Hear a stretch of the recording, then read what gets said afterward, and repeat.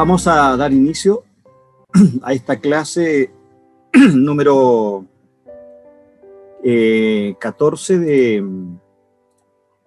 de Romanos, sin antes pedir la bendición al Señor y que Él hoy día se pueda sin duda glorificar en nuestras vidas y que pueda ser de bendición para cada uno de nosotros. Creo con toda seguridad que Dios tiene algo Dios quiere con cada uno de nosotros. Dios tiene un propósito eterno y sin duda el conocer esta verdad expresada en Romanos no nos puede dejar indiferente frente a lo que estamos viviendo como creyentes. Bien, vamos a orar, vamos a buscar el rostro del Señor de tal manera que podamos pedir la guía de su Espíritu y que las palabras, ¿cierto?, que surjan, que queden plasmadas en esta clase sean de bendición y sean las dirigidas, sean las que el Espíritu Santo quiere que nosotros compartamos en esta tarde.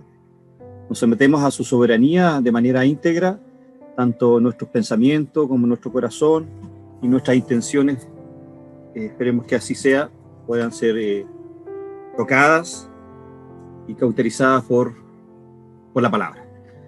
Oremos al Señor. Hermano Luis Ibarra, ¿será factible que usted pueda orar, por favor? Amén. Bueno, buenas noches, mis hermanos, mis pastores, mis maestros.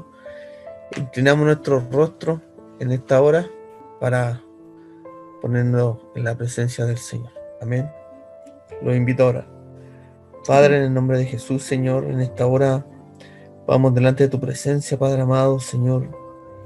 Primeramente, Señor, dándote las gracias por tu amor y tu misericordia, Señor. Por tu amor, Señor, y tu gran fidelidad, Señor, que tú has demostrado para con tus hijos, Señor.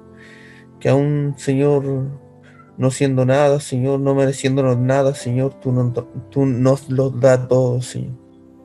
Por eso, Señor, te agradecemos, Señor, por este día. Padre, en esta hora, Señor, si hemos sido faltos delante de ti, Señor, que lo somos día a día, Señor, te pedimos perdón.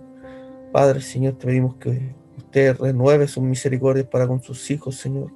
Y, Padre, en esta hora pueda abrir, Señor, nuestro entendimiento, Señor. Pueda, Señor, darle la sabiduría, Señor, al maestro, Padre, que está impartiendo las clases, nuestro hermano, Señor, y maestro Alejandro, Señor. Padre, te pedimos, Señor, por su vida, Señor, por su familia, Señor, que usted siga dándole, Señor, sabiduría de lo alto, para que todo lo que podamos aprender, Señor, sea para ser mejores servidores tuyos, Rey de la Gloria, Señor. Padre, por eso te pedimos que usted abra nuestro conocimiento, Señor, nos dé el entendimiento y que sea su Espíritu Santo, Señor, el que se mueva en medio de esta clase, Señor. Gracias te damos, Señor, en esta hora. Bendice, Señor, a cada uno de tus hijos, Señor, que sea dispuesto en este día a aprender de tu palabra, que es tan importante, Señor, en estos tiempos, Señor, peligrosos que estamos viviendo, Señor. Gracias te damos, Señor, en el nombre de Jesús, para la gloria del Padre, Hijo y Espíritu Santo. Amén y amén. Amén. Amén. Muchas gracias, hermano Luis. Amén.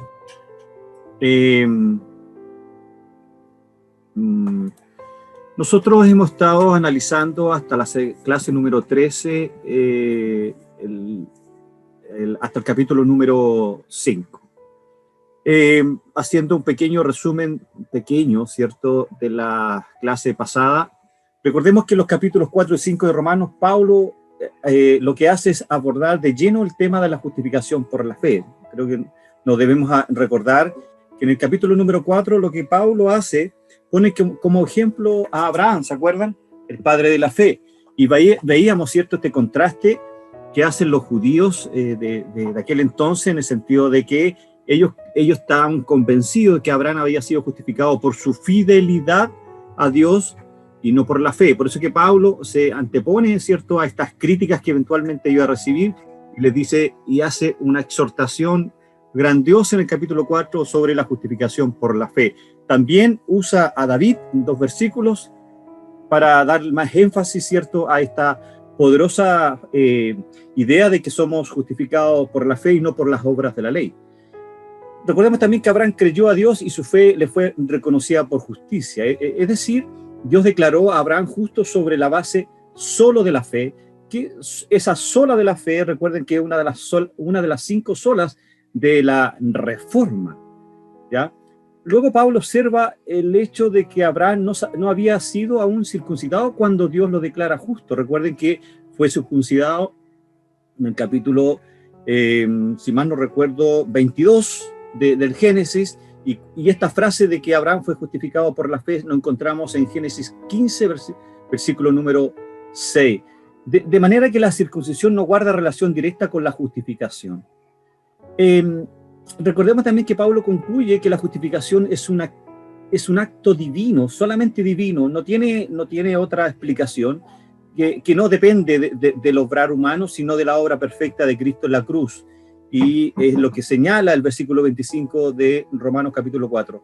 Pero cuando llegamos al capítulo número 5, y Pablo lo que hace de manera magistral, en 2 secciones, del 1 al 11 y del 12 al 21, la primera parte nos dice que todo aquel que cree en Cristo, a manera de resumen, es declarado justo y por consiguiente tiene libre acceso a la presencia de Dios, y es lo que estudiamos en la clase pasada, la clase número 13, y veíamos los beneficios de la justificación y decíamos que uno de los beneficios que Cristo, que al ser justificados tenemos paz para con Dios, tenemos acceso a la gracia de Dios y tenemos indudablemente que esta entrada libre, ¿cierto?, a esta relación con Dios, porque dejábamos de ser enemigos de Dios y nos transformábamos, ¿cierto?, ahora en esclavos de Cristo. Y en la segunda parte, que no explicamos mucho en clase, pero les pedí que los leyeran el PPT, Pablo lo que hace en Romanos capítulo 5, de los versículos 12 al 21,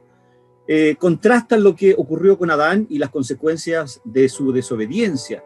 Y esa consecuencia de la desobediencia de Adán afectó a toda la humanidad, ¿cierto?, para encontrarnos con Cristo, ¿cierto?, el segundo Adán, en esta obediencia perfecta y el regalo de la gracia de Dios que el hombre puede recibir por medio de la fe en Jesús. Eso es a modo de resumen de la clase pasada. Ahora voy a compartirles el PPT para que podamos, ¿cierto?, ir a hablar un poquito más en propiedad. Aquí tenemos la clase número 14, de los versos 1 al 23, que también está dividida en 2 secciones, pero vamos a ver la primera de ellas, y ustedes, ¿cierto?, en sus casas, que el PPT se los voy a mandar con toda seguridad más tardecito, ustedes terminan de leer la segunda sección de este capítulo número 6, que es, para mí, es uno de los capítulos, junto con el 7 y el 8, más esenciales de la carta a los romanos, porque si bien es cierto, hemos visto que toda la humanidad está caída, es decir, somos una raza caída, también hemos visto que somos justificados por la fe y hemos visto los beneficios de esa justificación. Pero muchos nos pueden decir, ok, y ahora podemos vivir como queramos, porque somos justificados por la fe. No tenemos que hacer obras. Un momentito. Vamos parando un poquitito los ánimos, ¿cierto?, de comportarnos como nosotros queramos. Sé que ustedes no, pero puede existir algún hermano que una vez que estudia Romanos puede decir, ok, ahora soy justo delante de Dios por mi fe y ahora hago lo que quiero. No. Pablo lo que hace en el capítulo 6, 7 y 8 es decirnos, si te crees justificado por la fe, vive como justo. Eso es lo que Pablo hace, vive como justo. ¿Te acuerdas que hacíamos un contraste entre lo que Santiago decía? Y de manera muy clara Santiago decía, ok, tú eres justificado delante de Dios por tu fe, pero delante de Dios, pero para que los demás puedan saber que tú eres justificado delante de Dios por fe, tienes que mostrar tus obras. Y Santiago nos dice que muéstrame tu fe a través de tus obras. Yo te mostraré yo te mostraré mi fe a través de mis obras. ¿Ok? Y el contexto era que también Santiago señala que Abraham fue justificado por la fe. Por lo tanto, la idea central ahí, que el justo es por fe y que las obras están relacionadas con una vida de santidad. Los propósitos de la clase número 14, el tema es la nueva vida en Cristo, Romanos 1 al 23. El propósito de aprendizaje de esta clase es estimular al cristiano, es decir, a usted y a mí, a practicar los beneficios de la justificación y sin duda a vivir que Cristo nos demanda que vivamos respetando la ley moral de Dios. Y ojo con eso, con ese término de la ley moral de Dios, porque existe una corriente cristiana que son los antinominianos. Antinomianismo significa antiley, que ellos no creen en la ley.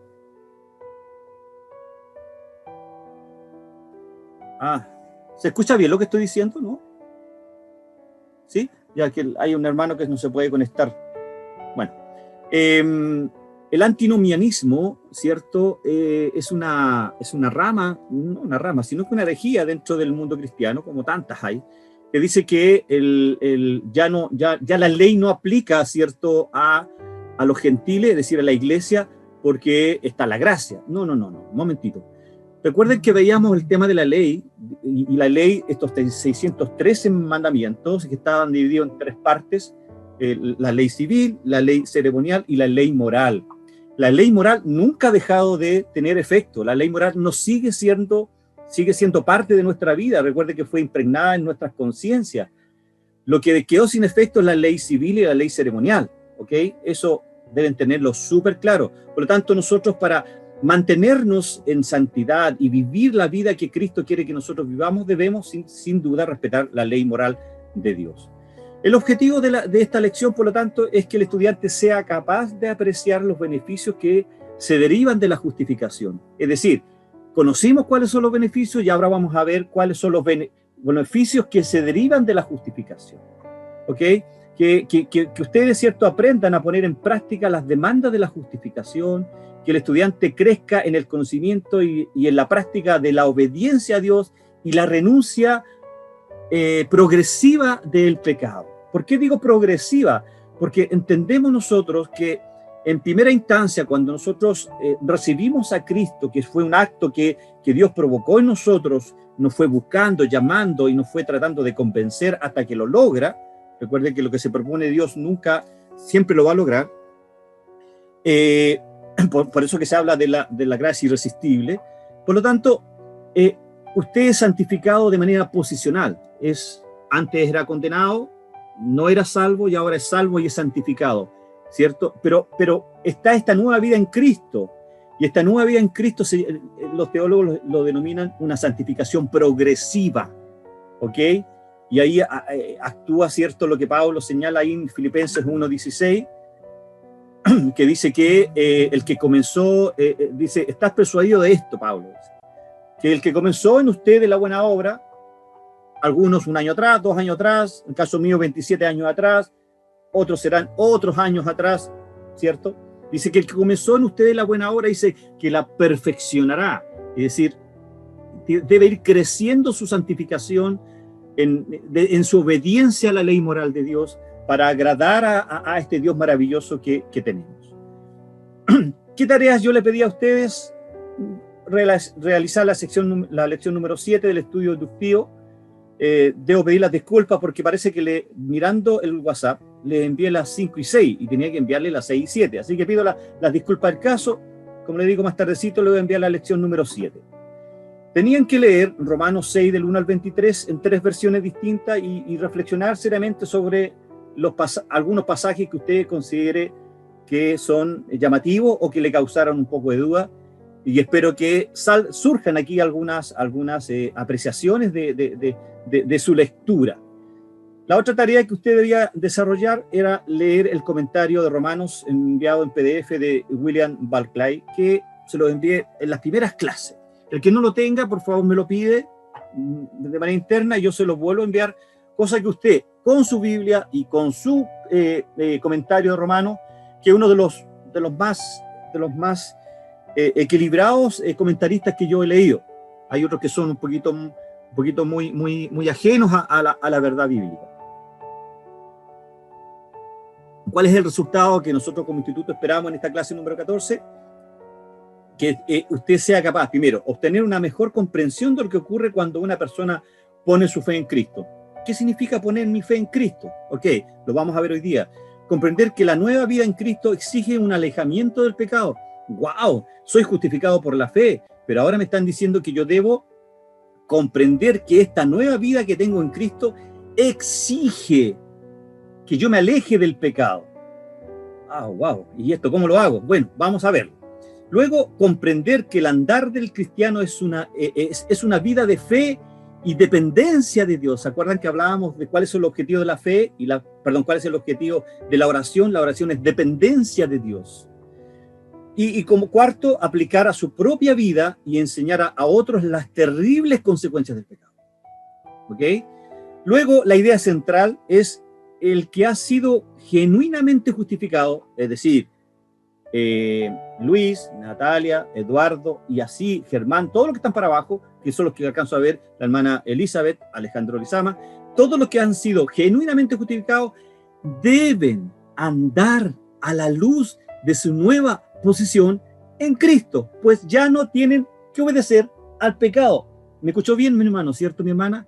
Usted ya no debe obedecer al pecado, usted debe obedecer la voz del Espíritu Santo, en el fondo obedecer la ley moral de Dios. Y esa ley moral de Dios está en nuestra conciencia. Se habla mucho ahora que votemos en conciencia. Bueno, la ley moral tiene que guiarlo, ¿cierto?, a votar en conciencia. Sigamos entonces. El marco teórico ya lo conocemos, no vamos a hablar de él. Clase número 14. El resumen ya lo vimos. Y como les dije que el capítulo 6 de Romanos está dividido en dos secciones. La primera es del 1 al 14 y la segunda sección es del 14 al 23. Dividido en tres secciones que están acá. Y a manera de introducción en esta clase, ¿cierto? Lo primero que debemos decir para esta clase número 6 es hacernos una pregunta. ¿Cómo fue posible, hermanos y hermanas, que un disoluto tan grande y autoproclamado enemigo acérrimo de la fe llegara a poder decir en una de sus cartas, particularmente primero de Timoteo, en su capítulo número 11, versos 2 y 13, y se los leo? Miren lo que Pablo dice aquí. ¿Cómo fue capaz que este hombre que perseguía a la iglesia, ¿cierto?, haciendo un símil, cada uno de nosotros en algún minuto antes de Cristo nos burlábamos de los canutos? Nos burlábamos de una u otra manera, muchos algunos eran ateos. Entonces, ¿qué tuvo que suceder en la vida de Pablo? ¿Qué sucedió en nuestra vida para que hoy día nos encontremos estudiando este maravilloso libro? Pero ¿qué pasó en la vida de Pablo? Que dice ahí en primero de Timoteo lo siguiente: doy gracias al que me fortaleció, a Cristo Jesús, nuestro Señor, porque me tuvo por fiel. ¡Wow! Me tuvo por fiel, poniéndome en el ministerio, habiendo yo sido antes blasfemo, habiendo sido yo antes ateo, habiendo sido yo antes un idólatra, habiendo sido yo antes un delincuente, habiendo sido yo antes un drogadicto, lo que haya sido cada uno de nosotros. Perseguidor e injuriador, dice Pablo, mas fui recibido a misericordia. ¿Qué tuvo que suceder en la vida de Pablo para que él expresara estas tremendas palabras a su hijo en la fe, Timoteo? Bueno, ¿cómo pudo ese apóstol dirigirse a los creyentes de Corinto luego y decirle: los santificados en Cristo Jesús, llamados a ser apóstoles, llamados a ser santos? Y si uno estudia, nosotros ya estudiamos la carta a los Corintios el año pasado, si mal no recuerdo, en nuestro instituto, ya estudiamos la carta de los Corintios y no de santo no tienen nada. Y decíamos de manera muy categórica, ¿cierto?, que la iglesia de los Corintios es la iglesia de Cerrillo, o la iglesia de Puerto Rico, o la iglesia del sur, del norte. Cualquier iglesia local en el fondo es la iglesia de Corinto. Todos los conflictos que usted va a encontrar en una iglesia local, Pablo los describe de manera categórica en Corinto. Por eso que nos llama la atención que Pablo dice: los santificados en Cristo Jesús, llamados a ser santos. ¿En quién somos santificados? No en nuestras obras, sino en Cristo Jesús. Y decirles al mismo tiempo: wow, ustedes son santos, ustedes son santificados en Cristo Jesús. Pero al mismo tiempo Pablo le dice: ¿no sabéis que los injustos no heredarán el reino de Dios? No el rey, ni los fornicarios, ni los idólatras, ni los adúlteros, ni los ladrones, ni los avaros, ni los borrachos, ni los maldicientes, ni los estafadores heredarán el reino de Dios. Versículo 11. Y esto era algunos, mas ya habéis sido lavados, ya habéis sido santificados, ya habéis sido justificados en el nombre del Señor Jesús y por el Espíritu de nuestro Dios. ¡Wow! Pablo dio la respuesta de inmediato al recordarles que ya habían sido justificados en el nombre del Señor Jesús y por el Espíritu de nuestro Dios. Y ya leímos el versículo número 11. Y algunos de ustedes o algunos de nosotros éramos así. Aquí hay una cantidad de hechos, ¿cierto? Que nosotros éramos así. Pero Dios les perdonó sus pecados, les limpió y los hizo parte de su pueblo. Todo esto puede ser posible, estimados hermanos, solo y únicamente por el poder del Señor Jesucristo y del Espíritu Santo que actúa en la vida de un creyente. Y eso es lo que Pablo nos dice y nos va a enseñar en este capítulo número 6 de Romanos. Si voy muy rápido, por favor, deténganme, porque cuando yo me pongo a hablar de Romanos parezco metralleta, ¿ok? Bien. Son estas y otras cuestiones similares y cruciales las que Pablo trata en los capítulos 6 y 8, del 6 al 8 de Romanos. Uno de los versículos que me encanta del 6 al 8 es el 8.1, cuando dice: ninguna condenación hay para los que están en Cristo. Bueno, en este punto de la epístola, él empieza en un nuevo desarrollo de su enseñanza acerca de la salvación y su efecto práctico en la vida de aquellos que son salvos. Tras sus extensas discusiones sobre el pecado del hombre y su redención por medio de Cristo, el apóstol pasa ahora al tema de la santidad del creyente, la vida de justicia que Dios al mismo tiempo exige y provee para sus hijos, la vida de obediencia a su palabra vivida en el poder de su espíritu. Pablo dice en Gálatas 2:20, y él ofrece un breve y exquisito resumen del principio divino que hace posible la vida transformada y el vivir diario transformado. Leamos. Dice Pablo: con Cristo estoy juntamente crucificado, y ya no vivo yo, dice Pablo, mas vive Cristo en mí, y lo que ahora vivo en la carne, lo vivo en la fe del Hijo de Dios, el cual me amó y se entregó a sí mismo por mí. Si pudiéramos entender eso, vamos a poder entender lo que Pablo hace en Romanos 1 al 14. Y vamos, ¿cierto? Y como yo siempre le he dicho que para mí Romanos es un mar y tenemos que cada día ir sumergiéndonos un poquito más. Hoy día vamos a sumergirnos 6 metros en este mar de Romanos. Desarrollo exegético de este capítulo número 6. Busqué estas 2 frases y aquí nos vamos a quedar un ratito y son las preguntas que vienen surgiendo, ¿cierto? A raíz que vamos estudiando y vamos a ver qué es lo que nos dice el griego respecto a este capítulo número 6. Aquí hay 3 versiones del primer versículo. Versículo número 1. ¿Qué pues diremos? ¿Perseveraremos en el pecado para que la gracia abunde? La NBI. ¿Qué concluiremos? ¿Vamos a persistir en el pecado para que la gracia abunde? Y la TLA, la traducción en lenguaje actual. ¿Qué concluiremos? ¿Vamos a persistir en el pecado para que la gracia abunde? Desarrollemos un poquito esta idea y extraje 2 ideas de este pasaje. Primero es ¿qué pues diremos? Y perseveraremos en el pecado para que la gracia abunde. La primera frase, ¿qué pues diremos?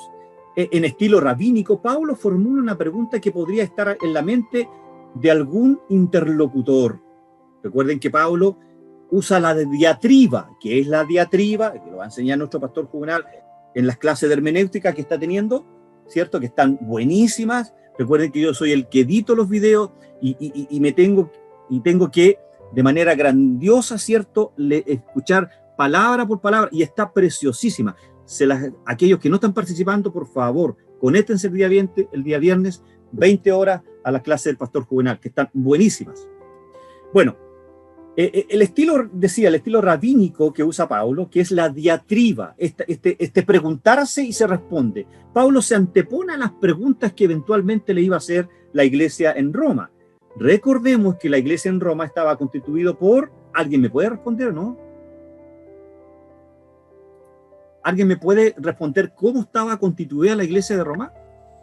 Gentiles y judíos. Perfecto. Muy bien, mi hermano Daniel. Muy bien. Lo felicito.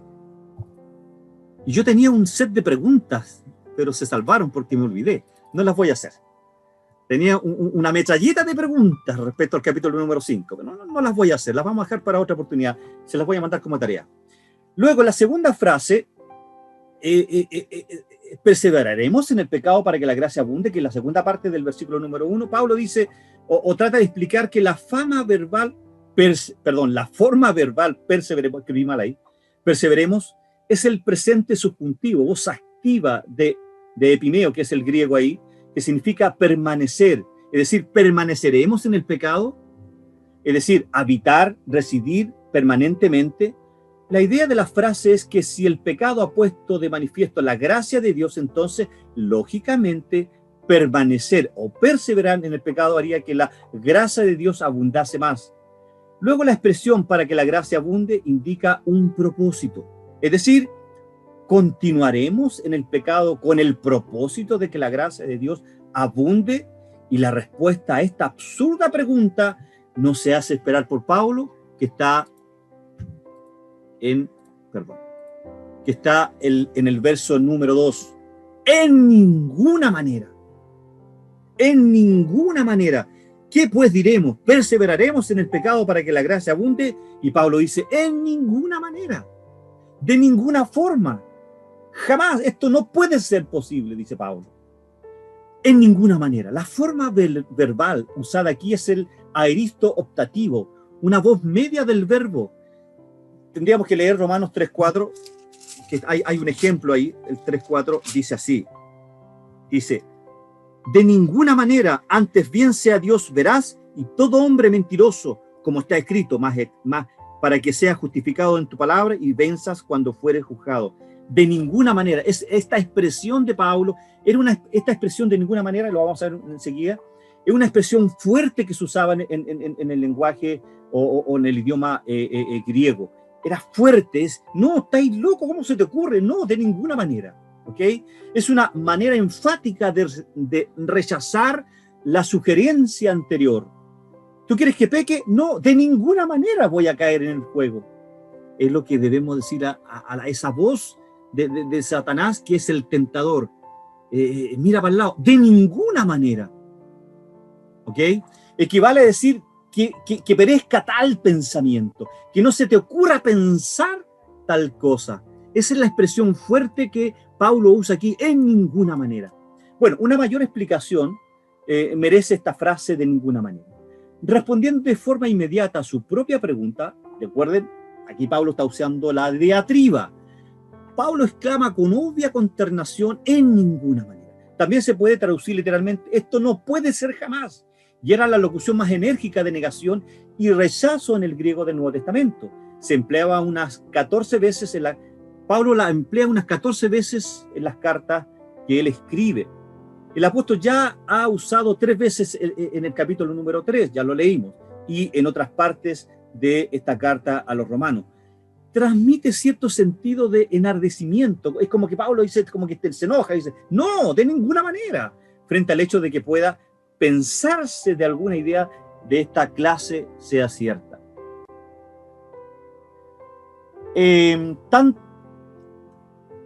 La gracia de Dios es dada con el propósito mismo de salvar del pecador, y únicamente la mente más corrupta, haciendo uso de la lógica más pervertida, podría aumentar que continúa en el pecado del cual supuestamente se ha salvado, de alguna forma honrar a Dios.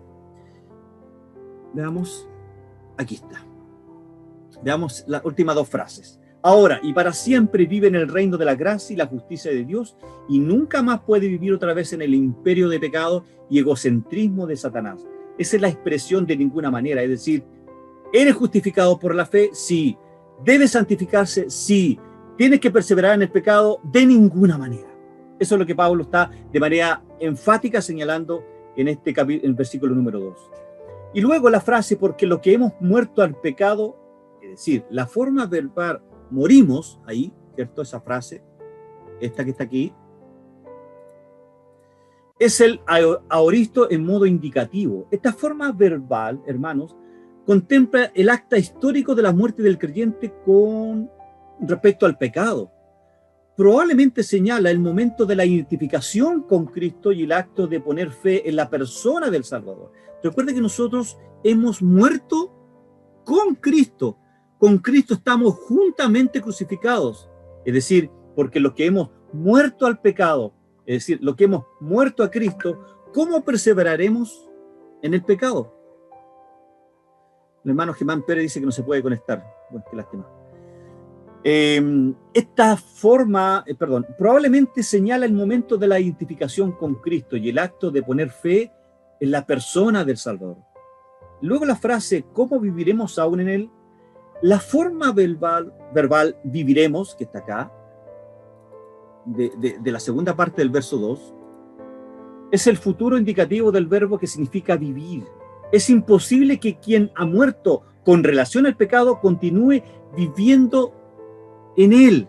Es decir, si somos muertos en Cristo y hemos muerto al pecado, Pablo dice, ¿cómo viviremos aún en él? De ninguna manera, dice Pablo. ¿Se dan cuenta? Que se va enlazando esta frase que Pablo va explicando. Se va entendiendo ahora que hay una responsabilidad suya en vivir una vida santa. Ante usted era imposible que pudiera escapar del pecado. Es decir, usted era un esclavo del pecado. Lo vimos de manera extensa. Hoy día conversaba con un presidente del Seminario Teológico Reformado y le decía de que prácticamente destruimos a este hombre y desde el 1.18 al 3.20, y tuvimos muchas clases, entonces llegamos a entender, creo, y ese fue el objetivo que nos planteamos con el pastor Jorge, que entendiéramos que nosotros éramos malos, que olíamos pecado, que éramos esclavos del pecado en forma definitiva. Por lo tanto, es imposible que quien ha muerto con relación al pecado continúe viviendo en él. Si usted continúa viviendo en el pecado, usted nunca ha sido justificado. Y si usted nunca ha sido justificado, usted no es salvo. Si usted no es salvo, no es hijo de Dios. Tan sencillo como eso. Se da cuenta que no es fácil. La vida en Cristo es fácil, es linda. La vida en Cristo es linda, pero también implica un esfuerzo personal para vivir, vivir, ¿cierto?, la vida que Cristo quiere que nosotros vivamos. No es aquí salvo, siempre salvo. Recuerden, no estamos hablando de doctrinas de la soteriología, aquí hablando ni del calvinismo, del arminianismo, pero esa frase, ¿cierto?, que es muy conocida, que se le aplica mucho de manera peyorativa al mundo reformado, es: ustedes se creen salvos, siempre salvos. No, por favor. Esa frase no debe estar en nuestro lenguaje. En nuestro lenguaje debe estar que si hemos muerto al pecado, ¿cómo viviremos en él? ¿Cómo perseveraremos en el pecado? Pablo dice, de ninguna manera. Luego, en el versículo 3, y leímos, ¿o no sabéis que todos los que hemos sido bautizados, aquí entra esta figura, bautizado, y vamos a explicarlo un poquitito, en lo que hemos sido bautizados en Cristo Jesús, hemos sido bautizados en su muerte, ¿ok? Son dos palabras que usa Pablo, que tienen el mismo significado, y vamos a explicarla. La frase, ¿o no sabéis?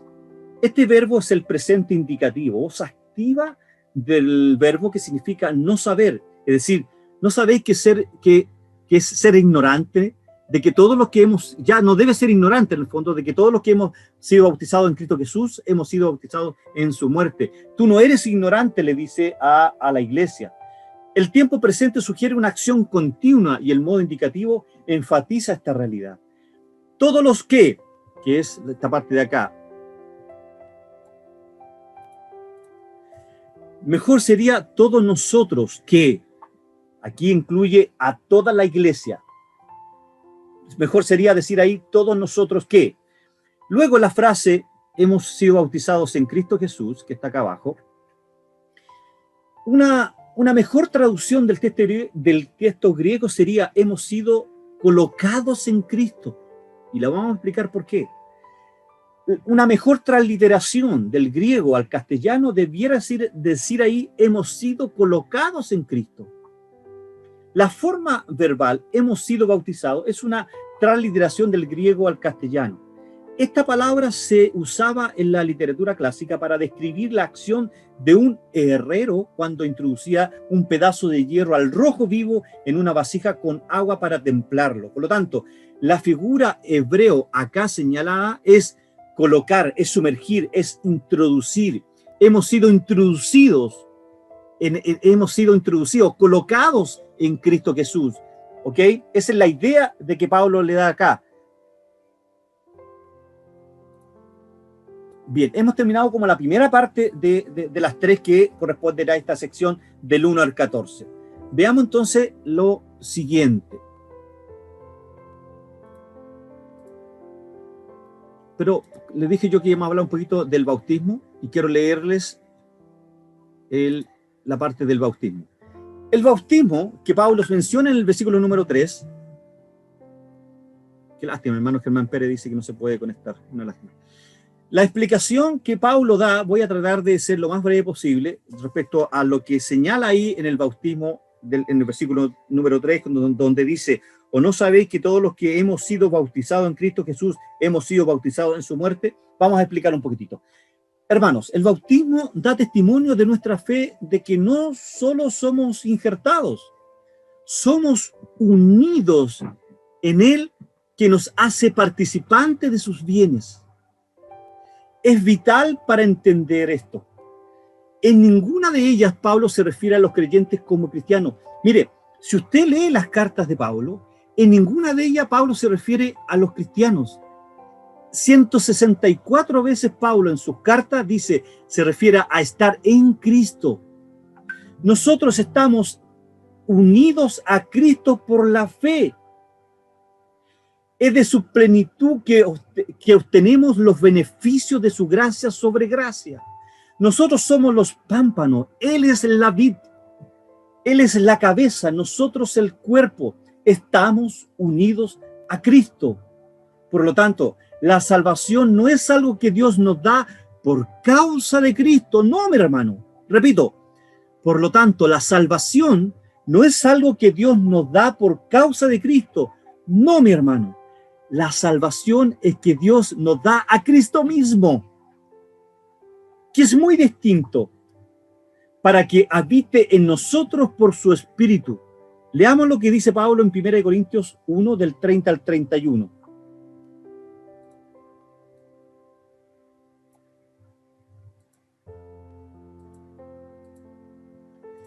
Dice: más por Él, por Dios Padre, y eso yo entre paréntesis puse el Dios Padre.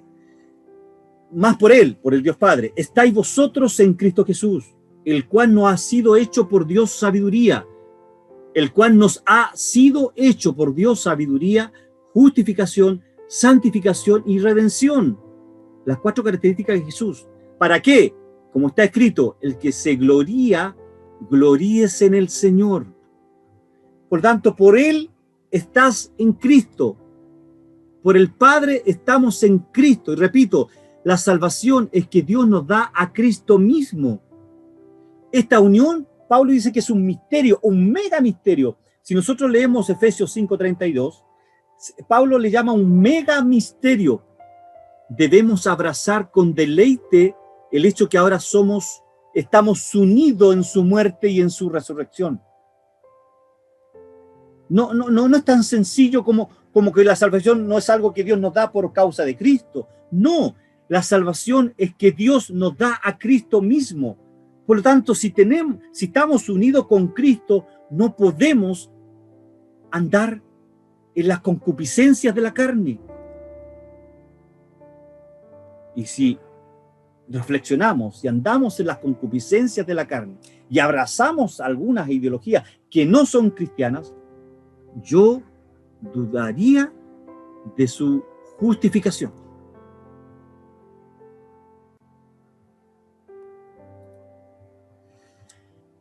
Y Pablo da una ilustración, ¿cierto?, del matrimonio. Ahí en Efesios 5, 31 al 32, y dice: por esto dejará el hombre a su padre y a su madre, y se unirá a su mujer, y los dos serán una sola carne. Grande es este misterio. Pablo usa la ilustración del matrimonio y dice: Pablo, grande es este misterio, el mega ministerio. Mas yo digo esto respecto de Cristo y de la iglesia. ¿Ves? Hay una unidad entre Cristo y la iglesia. Hay una unidad entre Cristo y usted. Esa es la salvación que Dios nos dio a Cristo, a nosotros.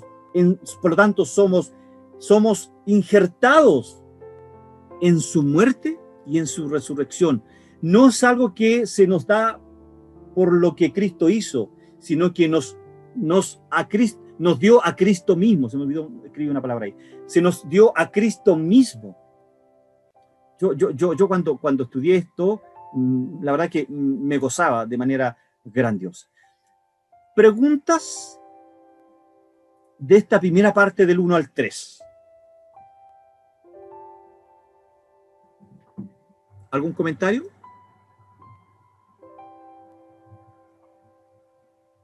¿No? Sigamos entonces. Yo tengo una pregunta, espérame un momento.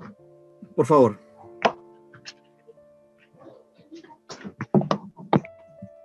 Ahora sí. Sí, por favor.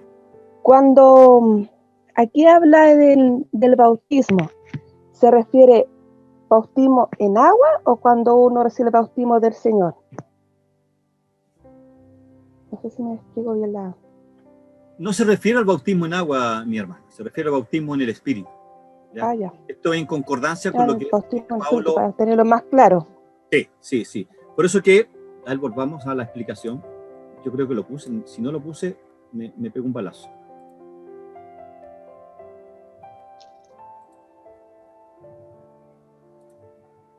Me parece que no lo puse. Pero ese se refiere al bautismo en el Espíritu. Sí, porque ese tiene más concordancia. Sí. No, pero igual, no que voy a preguntar por si acaso. Sí. Bueno, pero ese no es el bautismo, no es el bautismo en agua, porque Pablo, miren lo que dice en el 3, ¿o no sabéis que todos los que hemos sido bautizados en Cristo Jesús, es decir, unidos a Cristo, hemos sido unidos en su muerte, porque somos sepultados juntamente con Él para muerte por el bautismo? ¿Ve? Esta unión. Y creo que por aquí yo expliqué la palabra bautismo que tenía una mejor. ¿Ve? Aquí dice colocar, sumergir, introducir. Eso es una mejor transliteración de la palabra bautismo aquí. Y yo la destaqué. ¿Se da cuenta? ¿O estoy compartiendo eso, no? ¿Sí? ¿O no? No lo estoy compartiendo, disculpe. Sí. Aquí, ahora sí. No, pero antes estaba leyendo 3, yo en la Biblia. Disculpe, yo pensé que estaba compartiendo, disculpe. Ve que aquí la palabra bautismo aparece 2 veces en el verso 3 y se refiere a esta unidad, porque esta palabra se usaba en la literatura clásica para describir la acción. Esta es una acción de un herrero cuando introducía un pedazo de hierro al rojo vivo en una vasija. En el fondo es colocar, es sumergir, introducir. ¿Ve? Somos introducidos en Cristo por su muerte y su resurrección. A eso se refiere pastora Natalie, o hermana Natalie. ¿Alguna otra pregunta? Hermana, muchas gracias. Ya, hermana. ¿Alguna otra pregunta para pasar a la segunda sección del 4 al 5? ¿No? Sigamos. Leemos del versículo 4 y 5. Porque somos sepultados juntamente con Él para muerte por el bautismo, a fin de que como Cristo resucitó de los muertos por la gloria del Padre, así también nosotros andemos en vida nueva. Porque si fuimos plantados juntamente con Él en la semejanza de su muerte, así también seremos en la de su resurrección. ¿Se da cuenta, hermana Natalie, que se va uniendo lo que Pablo dice en el versículo 3? El elemento inicial de estos 2 versos es que todos los creyentes verdaderos hemos sido bautizados en su muerte. Hemos sido unidos, incorporados, introducidos en su muerte. La muerte de Cristo es un hecho histórico que nos hace volver la mirada a la unión que tenemos con Él en la cruz y la razón por la que somos sepultados juntamente con Él para muerte por el bautismo, a fin de que, como Cristo resucitó de los muertos por la gloria del Padre,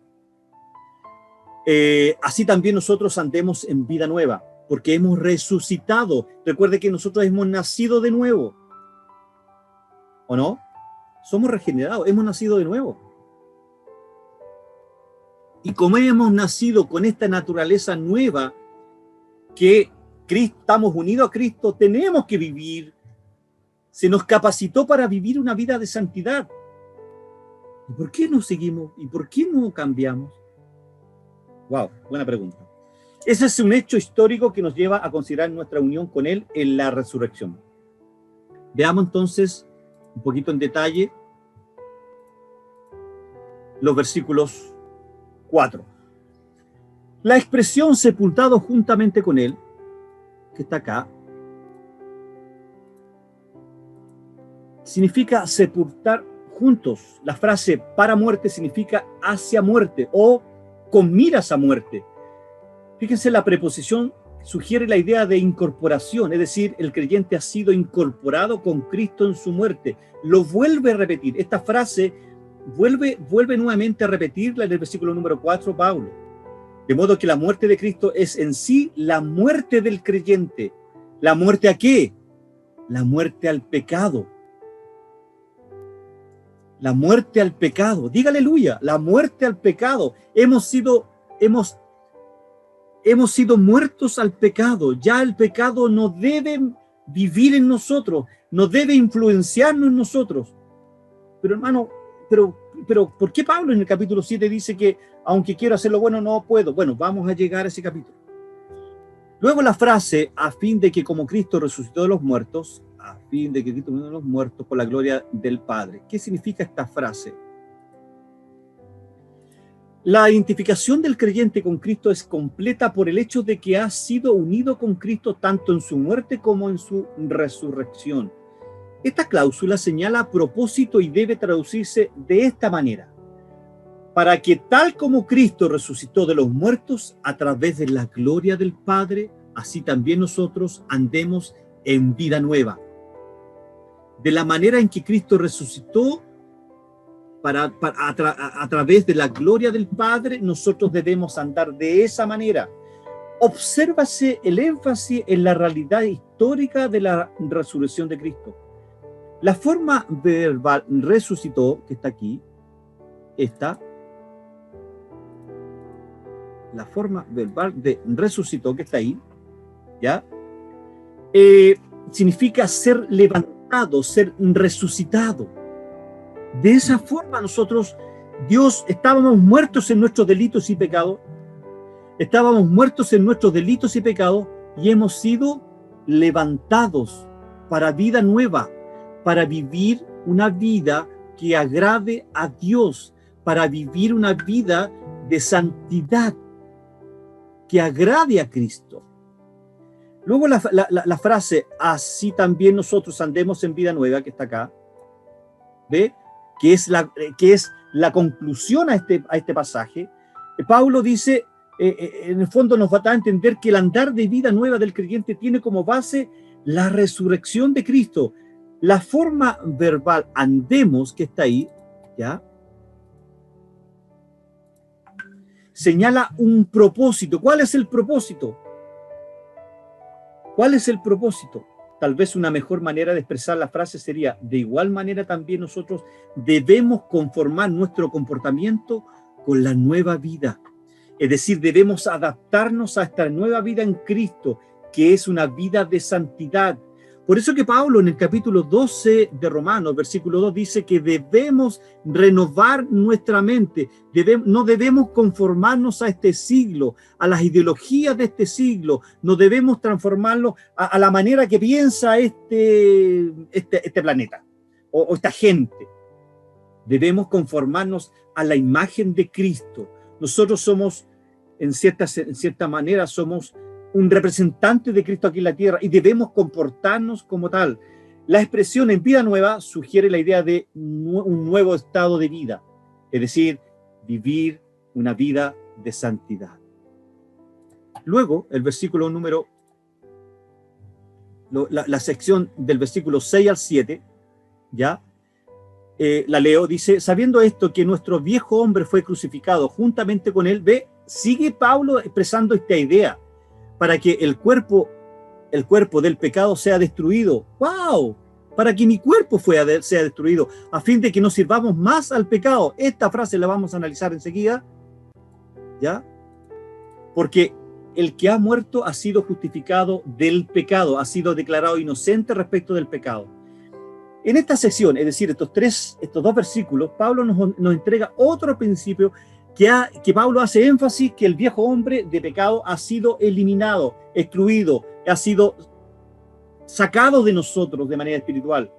La frase sabiendo esto es obviamente una apelación a lo que debería ser conocimiento común entre los creyentes, aquellos a quienes y acerca de los cuales está hablando Pablo. Pablo en el fondo dice, ustedes deberían ser muy conscientes, les está diciendo, de que en Cristo ustedes no son la misma clase de gente que eran antes de la salvación. Eso es lo que Pablo nos está diciendo en este capítulo, en esta sección. Ustedes tienen una vida nueva, un nuevo corazón, una nueva fortaleza espiritual, una nueva esperanza y muchas otras cosas nuevas que no existían en su vida antigua.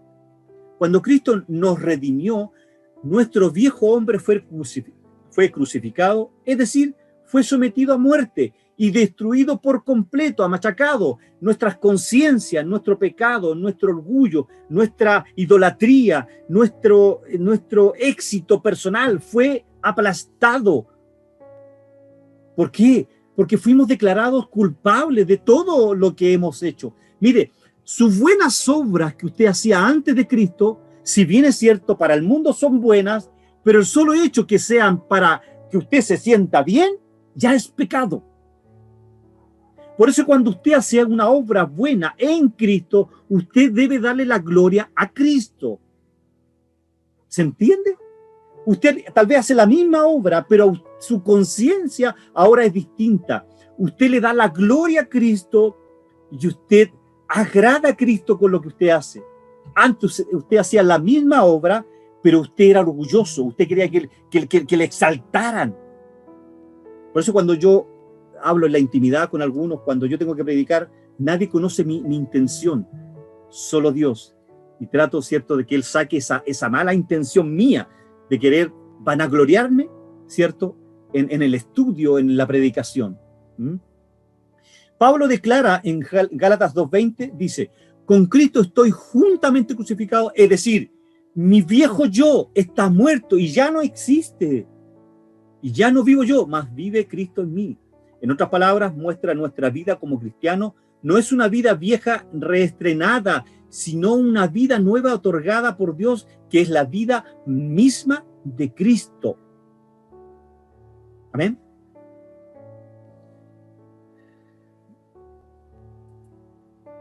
El versículo 6 lo vamos a tratar de explicar. Nuestro viejo hombre. Wow.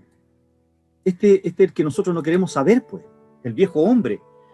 Es una frase que se refiere a lo que éramos en Adán. Recuerde que Pablo primero exhorta, hace este análisis, esta comparación del 5:12 al 21 y habla de esta comparación entre el viejo Adán y el nuevo Adán. Por eso que Pablo dice que nuestro viejo es una frase que se refiere a lo que éramos en Adán antes de recibir la nueva vida en Cristo. Así, aquí se usa con relación a la naturaleza depravada y pecaminosa del hombre no regenerado. Luego la frase fue crucificado juntamente con él.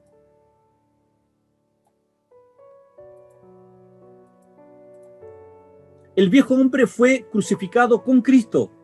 Esa frase enfatiza una vez más la identificación del creyente con Cristo en su muerte. El acto de la co-crucifixión, dos personas, co-crucifixión del creyente con Cristo ha sido ejecutado por el Espíritu Santo en el momento de depositar usted y yo nuestra fe en Jesucristo. En ese momento fuimos crucificados con Cristo. Somos identificados con Cristo. Somos una nueva criatura en Cristo. Las cosas viejas pasadas y ahora son todas hechas nuevas, dice Gálatas. ¿Y por qué seguimos algunos viviendo como con el viejo hombre? Sigamos analizando a este viejo hombre respecto al nuevo que somos hoy. La frase para que el cuerpo del pecado sea destruido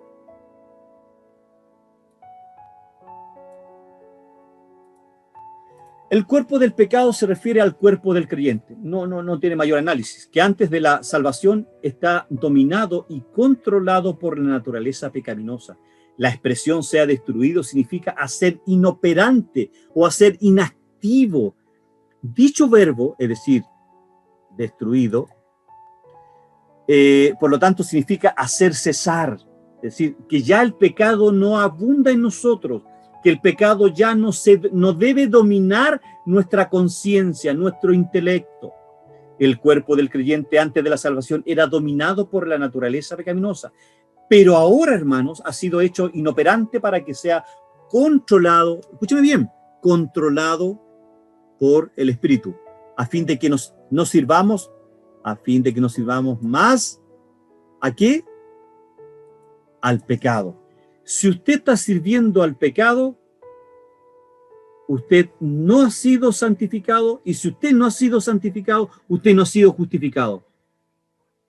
Porque el que ha sido justificado, ha sido santificado, y el que ha sido santificado debe vivir como un nuevo hombre. ¿Que nos podemos caer a veces? Sí, pero el pecado no debe ser la norma en el creyente. El pecado es la excepción en el creyente.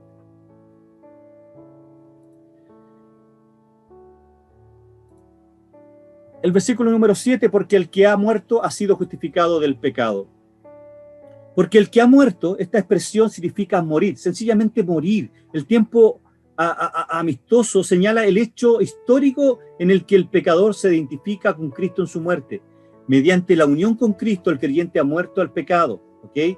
Cuando morimos a nuestro yo, es porque fuimos crucificados con Cristo, es lo que dice Pablo, ¿cierto? En esta última parte, en este versículo número 7, porque el que ha muerto, hemos sido muertos en Cristo Jesús, ha sido justificado del pecado, ha sido declarado inocente respecto del pecado, haber sido puesto en libertad o haber sido declarado libre del pecado. Dios declara que quien ha puesto su fe en Cristo ha sido permanentemente librado del pecado, permanentemente, porque ahí está en una voz pasiva. Y cada vez que un verbo en el griego es pasivo es porque es permanente. Y además de eso, no es mío, sino que alguien lo hizo por mí. Esta acción es la que Cristo hizo por mí.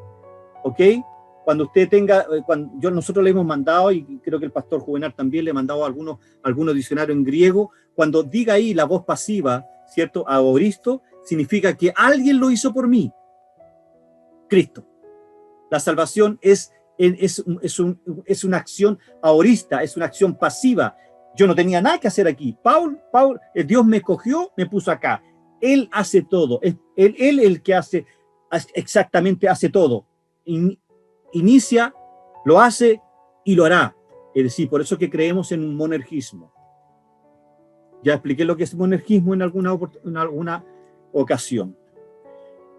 Esta sección, antes de continuar, ¿alguna pregunta que quieran hacer hasta acá? ¿Cómo vamos?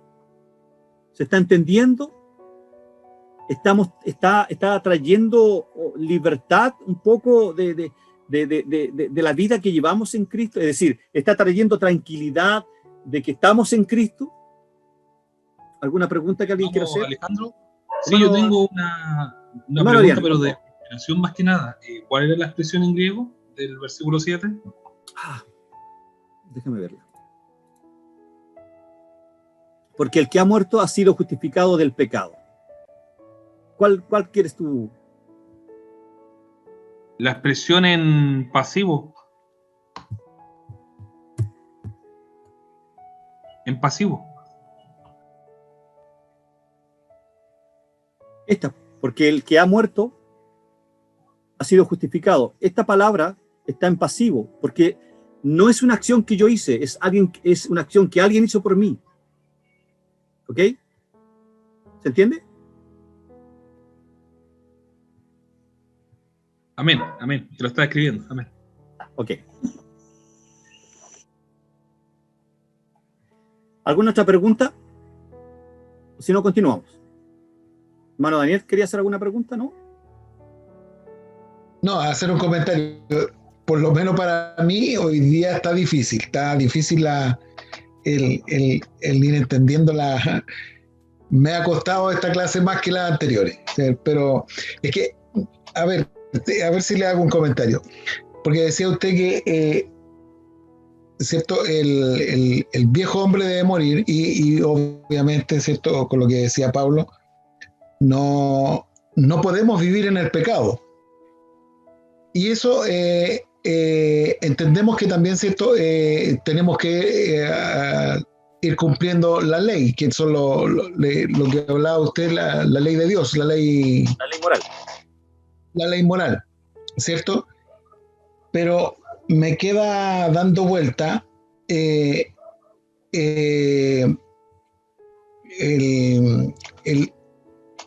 cuando Jesucristo le preguntaron sobre los mandamientos, ¿cierto? Y dijo, honrarás a tu Dios con toda tu mente, con toda tu alma. Y, ¿cierto? Entonces, eso me queda en la mente que yo creo que, desde mi punto de vista personal, poner a Dios en todas las cosas como, o sea, yo sé que debe ser así, debiera ser así, pero eso que yo creo que al ser humano le cuesta colocar a Dios por sobre todas las cosas. Amar a Dios con toda tu mente, con toda tu alma, yo creo que es una expresión muy significativa, muy profunda, como para que algún ser humano, no digo que no lo puede hacer, pero sí yo creo que debe ser muy difícil llegar a eso. Es un comentario, ¿cierto? Un comentario, sí, claro, obviamente. Entonces, claro que es difícil, hermano Daniel. Claro que es difícil. Bueno, Alejandro. Por favor, Pastor Juvenal, le iba a preguntar para que usted argumentara algo. No es que es difícil, es que no se puede hacer. Es imposible. Entonces es peor, pues. Es imposible. Y ese fue el problema con la discusión con el hombre a quien le dice al joven rico. El joven rico le dice, yo he cumplido con todo. Y le dijo, en el primer mandamiento se cayó. Se dio cuenta que no había hecho nada. El punto es la gracia. Y entender un asunto que es que nosotros estamos muertos al pecado. El pecado no nos puede dominar a nosotros, pero nosotros estamos en la naturaleza del pecado. Nosotros tenemos inclinación natural al pecado. Nosotros estamos en pecado. Nosotros vivimos en pecado. Y nosotros lo que hacemos es que el Espíritu en nosotros nos impulsa a observar la ley, a esforzarnos, a tratar de cumplirla, pero nunca la vamos a poder cumplir. Entonces toma relevancia la gracia, porque con nuestras capacidades no podemos, simplemente no podemos, no lo vamos a hacer nunca. Entonces, cuando somos conscientes de eso, de que nosotros somos incapaces de cumplir, de observar, de permanecer, por un asunto de naturaleza, por un asunto de inclinación natural de nuestros instintos más elementales, es que nosotros debemos vivir una vida arrepentida. Una vida arrepentida. Nosotros no podemos sentirnos orgullosos de nada, ni porque somos creyentes, ni porque hemos entendido algo. Nosotros simplemente debemos ser dependientes de su gracia, porque el Espíritu nos lleva a no mentir, pero nuestra naturaleza son leyes. Aquí el apóstol Pablo habla en el libro, en el capítulo 8, después, me estoy adelantando a lo mejor un poco, hermano Alejandro, mi profesor, pero... Lo mismo que está explicando yo lo voy a explicar, pero con lo que Pablo habla en el capítulo 7. Claro, son leyes, porque en el 7 te deja arruinado, te dice hay una ley, y la ley son fuerzas, son marcos. Mire, se lo leo. Son leyes. Mire, se lo leo. El versículo 7 dice, ¿qué diremos pues? El capítulo 7, el versículo 7 tiene mucha relación con lo que dice el pastor Juvenal, aunque no estamos adelantando, pero es bueno que lo hagamos. ¿Qué diremos pues? ¿La ley es pecado? En ninguna manera. Vuelve nuevamente Pablo a decir que no, es imposible. Pero yo conocí el pecado sino por la ley, porque tampoco conociera la codicia. Más adelante, en el 15, me parece que es. El versículo 14. Porque sabemos que la ley es espiritual, mas yo soy carnal, vendido al pecado, dice Pablo.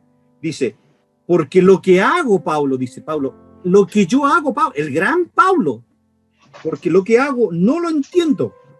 pues no hago lo que quiero, sino lo que aborrezco. Eso hago. Y luego dice, y si lo que no quiero, esto hago, apruebo que la ley es buena. De manera que ya no soy yo quien hace aquello, sino el pecado que mora en mí. Versículo 18. Y yo sé que en mí, como decía el pastor, esto es, en mi carne, no mora el bien, porque el querer el bien está en mí. ¿Por qué yo deseo hacer el bien? Porque soy una nueva criatura, pero en mí mora el pecado aún. Y luego dice, pero no el hacerlo, porque en mí mora esa naturaleza pecaminosa, que todos los días debo yo aplastarla un poco más. ¿Cuándo yo la aplastaré de manera definitiva? ¿Cuando Cristo venga o cuando yo me muera? Ahí viene la plenitud de este hombre que va, dije al principio, hay una santificación progresiva. Debemos ir de menos a más. ¿Nos vamos a caer? Claro que nos vamos a caer. Pero esta santificación tiene que ser progresiva. ¿Ok? Y luego dice, versículo 19, porque no hago el bien que quiero, sino el mal que no quiero, eso hago. Y si hago lo que no quiero, ya no lo hago yo, sino el pecado que mora en mí. Así que queriendo yo hacer el bien, hallo esta ley, que el mal está en mí, porque según el hombre interior me deleito en la ley de Dios, como decía el pastor Juvenal. Pero veo otra ley en mis miembros que se revela contra la ley de mi mente y que me lleva cautivo a la ley del pecado que está en mis miembros. Miserable de mí, ¿quién me librará de este cuerpo de muerte? ¿Cuándo vamos a ser librados de ese cuerpo de muerte?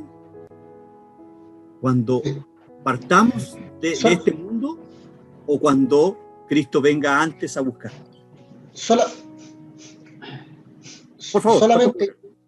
Solamente quería contrarrestar lo que hablaba de la ley y lo que acaba de leer nuestro hermano Alejandro, que son fuerzas a las que nosotros estamos sometidos. Y en el capítulo 8 pues nos da la esperanza de la nueva ley, que es la ley del Espíritu. Sí. Pero no estamos libres de esta ley del pecado, y por eso el arrepentimiento es una gracia más. Es una gracia más.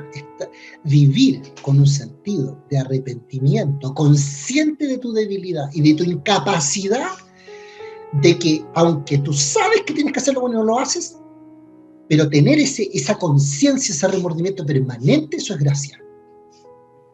Así es. Eso es gracia, porque si no te vuelves orgulloso en tu capacidad de tratar de hacer cumplir la ley. Y hay un esfuerzo que yo creo que es más que humano. Uno observa la ley y uno dice, está bien, yo no tengo que mentir. Y yo creo que uno aunque quiera hacerlo, miente igual, pero el Espíritu está ahí tratando de recordarte y de estar dando remordimiento, y eso la gracia te cubre. Eso quería aportar mi hermano Alejandro, sí, con relación a lo que hablaba mi hermano. Sí, qué bueno que me expliqué bien. Qué bueno que sucedió esto, ¿sabe por qué? Porque el intentar explicar del 6.1 al 14 nos deja ahí como, wow, usted me dijo que somos justificados, somos declarados inocentes, pero del 1 al 14 me dice que yo me tengo que esforzar. Ok, pero de ahí para adelante Pablo empieza a dar un poquito de libertad. De ahí para adelante y llegamos al 7, por eso le dije yo, léanse el 6 y el 7, léanselo para que puedan entender. Hay una secuencia exquisita, 6, 7 y 8. ¿Okay? Yo creo que vamos a dejar la clase hasta acá. No la terminé hasta el versículo 14, pero sí tuvo muy, muy oportuno la aclaración. ¿Alguna otra pregunta? Veo al pastor Jorge que quiere aportar algo. Sí, más que nada, plantear desde otra perspectiva. Naturalmente o secularmente se podría hasta pensar que la gracia es peligrosa, en el sentido de que la gente pueda pecar deliberadamente, entendiendo que la gracia va a redimir o va a perdonar a la persona. De alguna manera, eso es lo que estaba aconteciendo en la iglesia de Roma, por eso que Pablo se ve la necesidad de enviar esta carta analizando el tema. O sea, la iglesia de Roma estaba como habituada a esta ideología, pensamiento de que total pequemos, no importa, la gracia me va a redimir. ¿Se podría pensar eso que estaba viviendo la iglesia? Más que eso, Pastor Jorge, recuerde que por qué Pablo tiene la necesidad en el capítulo 4 de presentar a Abraham como el padre de la fe, era precisamente por eso, porque el énfasis que le hacían los judíos era que eran santificados por sus obras, es decir, nada de gracia. Y lo que Pablo hace, nos liberta un poco de la esclavitud de la ley, porque es imposible cumplir la ley. Es imposible que ninguno de nosotros haya cumplido, desde que estamos en Cristo, al menos un versículo de la ley o de la ley moral. Es imposible que la cumplamos. Pablo lo expresa en el capítulo 7, me adelanté harto, sí, pero lo expresa en el capítulo 7. Es imposible cumplir la ley. Por eso que la gracia sobreabunda. Por eso Pablo dice, perseveraremos en el pecado para que sobreabunde la gracia. Dice, en ninguna manera. ¿Se entiende? Eso. ¿Alguna otra pregunta? ¿Algún otro comentario que quieran hacer? Y Pastor Juvenal, ¿algún otro comentario? Sí, solamente reafirmar que nosotros en Cristo estamos en una naturaleza espiritual que, como lo digo, es por una parte la gracia nos da esa posibilidad de que aunque pequemos, Dios ha hecho todo por nosotros, pero no hay que olvidar que el Espíritu Santo nos da la fuerza para no caer. Cuando caemos, nos da la capacidad para arrepentirnos. Es una dinámica constante. No es llegar y decir que porque la gracia está ofrecida hay libertad. Es una dinámica complementaria con la operación del Espíritu en el individuo, renacido en Cristo. Eso podría aportar. No sé si aclaro más la idea. Sí, también debemos considerar. Ok, muchas gracias a usted, Pastor Juvenal. Ahora, también debemos considerar de que tanto el apóstol San Juan como en otras de las cartas se nos hace una alusión o se nos sugiere que vivamos una vida en santidad. Es cierto, cuesta vivir una vida en santidad, cuesta una enormidad, pero aquellos que lo hacen de manera deliberada y se olvidan de vivir una vida en santidad, hay corrección. O sea, más allá de que esto es por gracia, más allá de que somos salvos por gracia, pero cuando abusamos de la gracia, viene la corrección de Dios. Hay muchos pasajes que hablan de aquello. Primera de Juan, acuérdense, que abogados tenemos para a Jesucristo el justo. Dice que Dios nos va, como a buenos hijos nos disciplina, nos corrige. Entonces, si alguno está viviendo la corrección de Dios, está experimentando la gracia. Porque la corrección es gracia. Porque si usted no está viviendo la corrección, es porque Dios no está con usted, sencillo. Pero si usted está viviendo una vida en pecado y es la gracia y es la corrección de Dios, es porque Dios le ama. Le ama tanto que no quiere que usted se siga cayendo. Y tiene que saborearlo un poquitito, pues. Por eso, el acto más glorioso de la gracia de Dios es la corrección. Porque aunque estamos muertos al pecado, Pablo dice, pero a veces caemos. Y aquí volvemos al concepto soteriológico. Por eso es que es imposible que escapemos del hueco de su mano. Es imposible. Porque todos los actos de gracia siempre nos van a llevar a cumplir el propósito de Dios en nosotros. Amén. Me gustó esta clase, estuvo bastante participativa, muchas gracias al Pastor Juvenal, a los que preguntaron, hermano Arián. No sé si hay alguna otra, Pastor Jorge, alguna otra pregunta que quieran hacer, algún comentario, y vamos como terminando. Recuerden. Bueno, mi hermano... Por favor, hermano Arián, dale, por favor. No, mi hermano Alejandro, solamente complementar que en la misma línea, Juan, a pesar que de alguna forma quisiera plantear una santidad ideal en el cristiano, Juan de misma forma reitera en 1 Juan capítulo 1, versos 7 al 9, puntualmente en el 8 reitera que nosotros nos engañamos a nosotros mismos si decimos que estamos limpios de pecado. Sí, exactamente. Sí. Estaba buscando ese pasaje.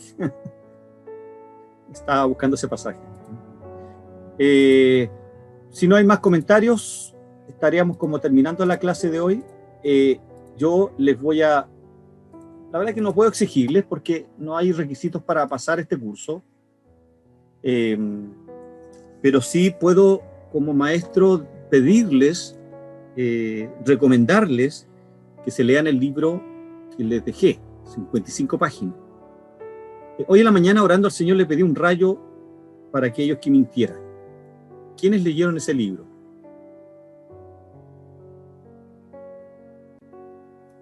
Bien, mi hermana Natalie. Muy bien. Pongan ahí una reacción. ¿Quiénes leyeron el libro? ¿Ve, hermana Natalie? ¿Ve? ¿Que ahí están pecando, hermano? Entonces Dios los va a corregir y va a mandar un rayo del cielo. Si Dios es un Dios de gracia, ¿qué puedo hacer yo? Bien, muchas gracias.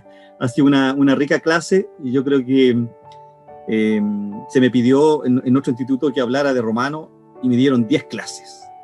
Yo le dije, ¿cómo en 10 clases querés que te pase 10 clases Romano? Que es imposible. Pero bueno, vamos a tratar de pedirle al Espíritu Santo que nos pueda ayudar. Pero lo que estamos haciendo, ustedes son yo me siento un privilegiado, y se lo comentaba al pastor Jorge más de una vez, me siento un privilegiado y un bendecido de parte de Dios de que tenga esta posibilidad de poder, porque yo tengo que estudiar clase a clase, más allá de que el libro voy por ahí por el capítulo número 11, pero de igual tengo que estudiarlo, y cuando lo estudio lloro y me compujo, Dios me destroza cada vez que tengo que estudiar estas clases. Y quiero, eso es lo que quiero transmitirles a ustedes, de esa misma manera. Cósense con los PPT que mandamos, estúdienlo, por favor, hagan las lecciones, y si les pedimos que lean algo, léanlo. No hagan que Dios, cierto, corrija sus vidas y actúe con gracia. Bien, vamos a orar, vamos a terminar esta clase y nada más. Pues, hermano Cristian, por favor, ¿será factible que pueda orar por esta clase?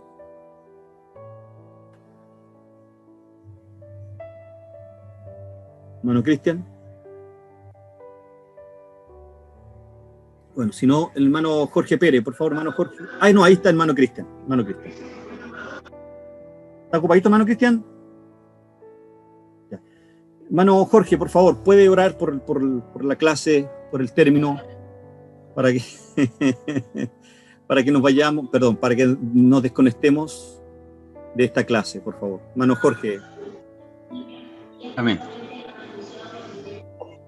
Padre amado, eterno Señor, Rey Todopoderoso, Dios de soberana gracia, bendecimos tu nombre, Dios mío, y queremos, Rey del cielo, pedir a usted que en esta clase usted haya abierto nuestros corazones, Señor del cielo, y permita, Dios mío, que todo lo tratado, lo enseñado, Dios mío, por tu Espíritu Santo a través de mi hermano Alejandro, sea guardado en nuestros corazones, Señor del cielo, ponerlo en obra. Danos esa gracia, Dios mío, para poder realizar, Señor del cielo, lo que tú ordenas, Dios mío, lo que tú nos pides, Señor del cielo. Danos, Señor mío, esa gracia, Rey del cielo, para poder, Dios bendito, esforzarnos, Señor. Tú nos dices que sin ti nada podemos hacer, separado de ti nada podemos hacer, Rey del cielo. Y es por ello, Señor mío, que todo lo que tú nos pides, Señor de la gloria, que nosotros hagamos, Señor del cielo, usted necesitamos de usted para poder hacerlo, Señor. Ahora, Padre bendito, muchas gracias damos a usted por este momento, y que todo lo tratado, Señor mío, lo hablado, Rey del cielo, haga vida en nuestros corazones, Señor mío, y nos ayude usted, Padre celestial, para ir creciendo en gracia, en conocimiento, en virtud, para la gloria de tu nombre. Lo pedimos por misericordia, en tu nombre, Señor Jesús. Amén. Amén, hermanos. Dos cosas antes de terminar. Chao, hermana Natalie, Dios le bendiga. Hermano Alejandro, a cada uno de mis hermanos. Nos vemos el Dios les bendiga grandemente. Nos vemos el jueves y el viernes. Bendiciones, Amén, chaito. amén. Lo esperamos Bendiga. después de Amén, bendiciones. Ven. Bendiciones. Dios le bendiga a mi hermano Alejandro. La Dios bendiga obediencia a todos que mis tenemos. hermanos y hermanas. Amén, bendiciones. Adiós. Dios, bendiciones. Pastor Jorge, nos quedamos un ratito.